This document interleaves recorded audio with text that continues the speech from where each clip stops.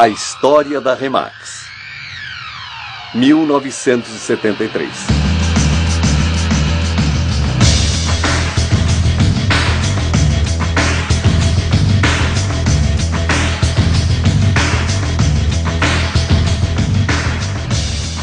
Era como estar numa via expressa. Trabalhávamos 24 horas por dia naquela época. Century 21, Coldwell Banker. Sabe, eram companhias enormes com muito dinheiro. Gastavam mais que as outras empresas. E na Remax não tínhamos dinheiro. O que fizemos foi trabalhar mais do que eles. Tínhamos um sonho monumental. Revolucionar a indústria. Iríamos fazer qualquer coisa para isso. Uma manhã, cheguei ao escritório lá pelas 6 horas. E lá estava Dave Liniger. Ele estava grampeando papéis, fechando envelopes de malas diretas que tinham que ser enviadas naquele dia, e ele tinha ficado acordado a noite inteira. Se o telefone tocasse 3 vezes, alguém tinha que dar explicações, porque se o cliente teve o trabalho de ligar para nós, tínhamos a obrigação de atender e cuidar da situação o mais rápido possível. Estávamos na mira de todos. Os concorrentes estavam quase todos contra nós. O que tínhamos que fazer era explicar à indústria o nosso conceito. O que Dave e Gale fizeram foi dizer por que os corretores associados não poderiam operar como uma clínica médica, onde todos teriam seus clientes, ou pacientes, se preferir.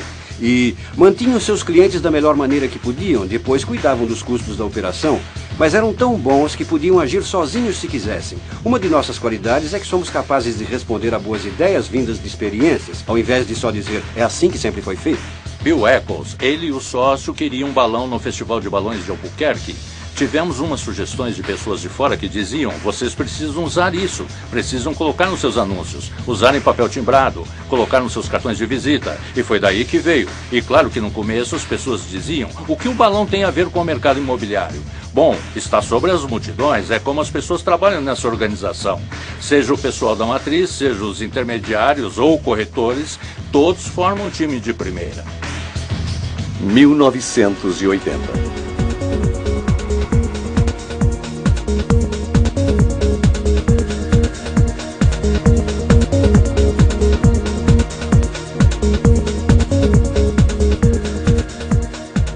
Nos anos 80 já tínhamos 7 anos de experiência em gerenciamento, marketing, em atender ligações, tirar o lixo para fora. Sabíamos o que era preciso para satisfazer os clientes dos nossos associados. Não estávamos no mercado imobiliário, e sim no mercado de venda imobiliária dos associados. E nosso trabalho era facilitar o trabalho deles ao máximo. As taxas de hipoteca estavam altas, éramos muito testados por isso. Os corretores não estavam vendendo casas, então não estavam pagando aos intermediários e eles não estavam nos pagando. Então estava muito difícil. Naquela época, o pessoal do Canadá se juntou a nós. A economia no Canadá estava ótima. E foram as vendas nas franchisings deles que nos mantiveram de pé.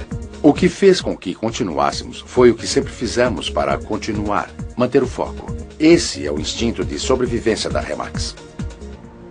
No começo dos anos 80, tivemos uma pessoa de nossa família que se afastou. Foi quando Gale se feriu num acidente aéreo. Ela ficou em coma por 10 dias. Quando ela saiu do coma, os médicos não tinham muitas esperanças. Durante o tempo que ela ficou em coma, o Dave ficou ao lado dela. Ele tocava fitas de motivação, falava constantemente com ela. Todos íamos falar com ela. Ela finalmente foi ao centro de reabilitação depois que saiu do coma. Disseram que as chances dela andar não eram muito boas. Então ela olhou para o médico e disse, eu vou sair andando daqui. Ela não se deixou abalar. E acho que isso fez com que todos nós trabalhássemos ainda mais duro. Simplesmente não sabíamos o que era fracassar. Não encarávamos o fracasso. Sabíamos que se aguentássemos mais um dia, teríamos sucesso por mais um dia. Vivíamos um dia após o outro. Às vezes, 1 hora de cada vez, talvez minuto a minuto. Não havia faculdades que ensinassem o que tínhamos que fazer. Cada dia era uma experiência e cada dia criávamos uma maneira de fazer as coisas que não fazíamos um dia antes. 1990.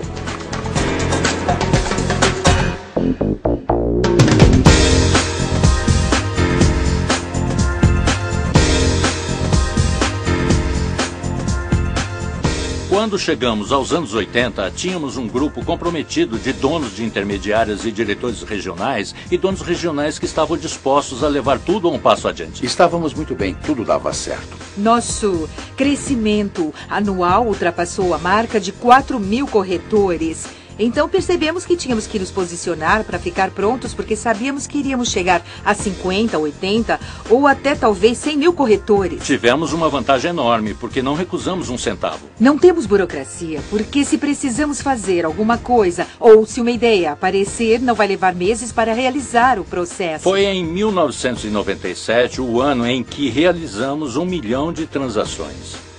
Nunca ninguém tinha feito isso antes. Mas o que isso significava era que havíamos tido centenas de milhares de placas no chão. Havíamos tido milhões de anúncios nos jornais locais. Tivemos muitos comerciais na TV. E quando você atinge esse patamar, torna-se muito difícil para os nossos concorrentes competirem contra nós. A razão por termos alcançado passos tão gigantes é que nenhum de nós esqueceu quem somos e de onde viemos. Todas as pessoas centrais de nossa corporação vieram praticamente do nada. Tudo que tínhamos era um ao outro.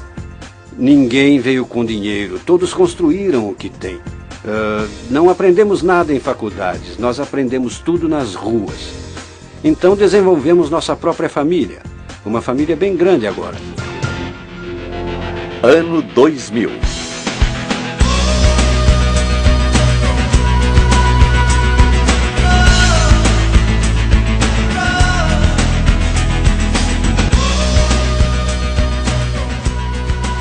Os anos 2000 têm sido um grande desafio para a Remax. Para mim, o novo milênio significa que agora nossa posição no mercado é junto com os grandes. Assistir a Remax crescer é como ver nossos filhos crescerem. Não percebemos o quanto crescem até ver as fotos deles quando bebês. Construímos nossos gráficos e tabelas e dizemos, é aqui onde queremos chegar nessa época o ano que vem. Aí voltamos e dizemos, como vamos chegar lá? Temos que fazer isso com um corretor de cada vez, com um escritório de cada vez. Nos anos 80, quando entrei, havia 2 países. Havia o Canadá e os Estados Unidos.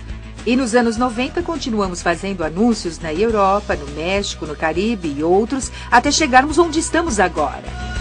Vamos alcançar posições ainda não vistas.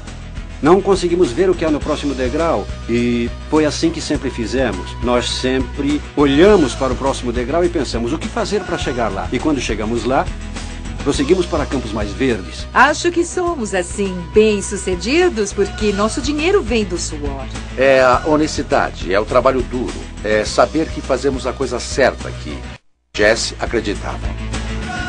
Sabe, você fica orgulhoso da sua parte, mas fica ainda mais orgulhoso dos demais. Quando vejo um bottom da Remax numa pessoa, um logotipo no supermercado ou algo assim, me sinto em família.